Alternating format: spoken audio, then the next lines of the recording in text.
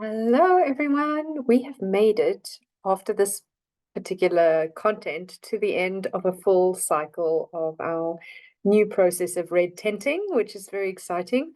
And this month, we are looking at the energy of Neptune. And so that really is going to complete the main 10 planets, not all planets, but that we would look at. So I just want to start a little bit with myth. And we've kind of touched in on Neptune a few times because Hades or Pluto, and their brother Zeus, who freed them, or Jupiter, who freed them from their father's stomach, being Saturn, Kronos. The three main gods, Zeus, okay, I'm going to say them in the planet ways: Jupiter, Pluto, and Neptune. The three brothers then fought their father and won. And then each of them was given a different space to rule. And as Zeus, Jupiter, was the main rescuer, he became the all-father kind of energy, which is like Odin in Norse mythology. And he ruled over sort of land and sky. And then we had Pluto, who we already covered, ruled the underworld. And Neptune, of course, rules the oceans. So the oceans are pretty big, they're pretty nebulous, and nebulous is my favorite keyword for Neptune. And to be honest with you, I know that when we got to Pluto, we had a few of you go, oh, this is hard to feel into. For me, the hardest one to feel into is often Neptune. And so here he is in myth. He has a seat at the Pantheon, one of the 12 seats at the Pantheon as one of the main gods, but he very rarely goes up there and prefers to be under the ocean in his own beautiful bejeweled castle under the sea, which is more in his element, literally, and that's the element of water. But his he comes up in loads and loads of different places in mythology, but his history is just about as intense as his brother Jupiter or Zeus, because we may remember from that lesson about how much he was a bit of a philanderer, which caused a whole bunch of drama with his wife, whose name has just escaped me. Oh my goodness, Hera. Well, Zeus has his own version of a similar story. He has less of the mythology doesn't bring in his frustrated, jealous, vengeful, rageful wife as much as his brother, but he certainly fathered all number of different creatures, and certainly his myth is peppered with unwanted affections. And that's where I want to bring us into two little stories which will talk into him going head to head with one of his sisters, Athena, the goddess of wisdom and wit and weaving, actually. And she was born from her father's head, so she's kind of much more masculine, really, in the goddess pantheon. We don't want to go too much into her, but she's much more masculine. She's a warrior, but she has this wisdom that is not the way that a man thinks, where the male warrior energy is very linear. Give me an arrow, give me a spear, give me a gun, give me a sword. I'm going in. She used her intelligence. She would sit back. She was a very good strategist. So in these two stories, well, the one, she definitely comes off better than her brother's Neptune, but in the other one, nobody really wins. But the two of them went head to head, and Athena and Neptune both wanted rulership over Athens. But from the name Athens, I think you can see who won that war, because basically the Greeks said, well, give us a gift and tell us which one would be better. And if I remember the myth correctly, Neptune gave them a bubbling spring. And on this arid little island, water was amazing, but it was a saltwater spring. So even though they had all the water they could want, they were also on an island surrounded by salt water, and that wasn't actually that helpful. Whereas Athena gave them a humble olive tree, which at first glance, Neptune's gift seemed like a much better gift, but in reflection, in living with it, they realized that the olive tree was far more useful. They could get olive oil, they could get olive plants to eat. They could use the olive tree for so many different things. It became a very nutritious, nourishing part of their lifestyle, their culture, their economy.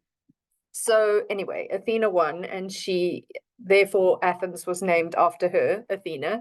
And off Neptune went to lick his wound, or Poseidon, as his Greek name is, went to lick his wounds. But there was always this tenuous thing between the two of them. And another one that was quite a challenging myth around Poseidon was that he took a liking to God, now her name's gone, Medusa. He took a liking to Medusa. We know Medusa as being a gorgon with snakes for hair, but she wasn't always that. She was a very, very beautiful maiden with, in fact, besides a beautiful face and body and everything, she had remarkably beautiful hair. And even though she got a lot of attention because of how beautiful she was, she gave her life to the service of Athena. So she was a priestess of Athena, and she was working in the temple of Athena, and that was how she lived her life. But because she was so beautiful, Poseidon had taken a liking to her, and she was always trying to hide and avoid his advances. But there was this one day where she was really struggling to avoid him, and she went into Athena's temple thinking she'd be safe there. But unfortunately, that didn't stop Poseidon or Neptune going in and raping her and having his way with her. And Athena was so furious because this was like a disrespectful, and just like how, what is the word I'm looking for? Ugh, it's gone. I don't know where my words are today. But anyway, it was just such a not okay thing to do in her temple. But of course, she couldn't take Neptune on because he's a god, and there's this level of I don't even want to call it respect. It's like, there's just she couldn't have taken the god on head to head. That's just not how they used to do things.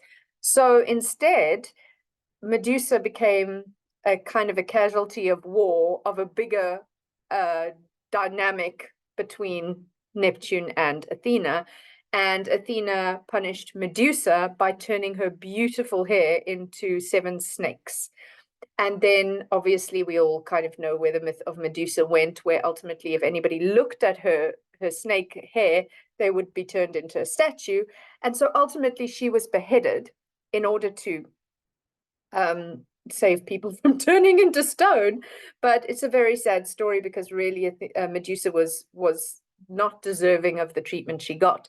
And then when her head was severed, a child burst forth out of her stump, her neck stump, which was Pegasus. So Pegasus is the child of Neptune and Medusa, and Neptune is known to be the god of horses. He used to ride on a chariot with hippocampi, which are like part horse, part fish. And so he's very sort of known for these equine energies, and dolphins as well, which makes a lot of sense because dolphins are of the ocean, but horses too. And so that's another way to remember that Pegasus was the child of Neptune and Medusa. So those are just a few of the spaces where this really big and powerful god kind of they don't reflect him in the best light, but I think the gods tended to be a little bit intense at the best of times. But he also just kind of wanted what he wanted, and he had this dream when he had these ideas and these ideals, and again, nebulousness. So I'm going to go into speaking to him more in the astrology in a moment, but just to hold on to a little bit the fact that he's very strongly linked to Pluto and Neptune as the brothers. He's also being an outer planet, strongly connected to the other outer energies, again, Pluto and Uranus, who we covered last week, and that he didn't always use his head as much. Like his battle with Athena was, she usually, even though she couldn't get up against his brute strength face to face, she was able to outwit him in various situations, but he still came back for these other complicated, unpleasant situations. So Yeah, and as I say, Neptune is one of my challenging spaces. So let's dive into the astrology of it in the next video.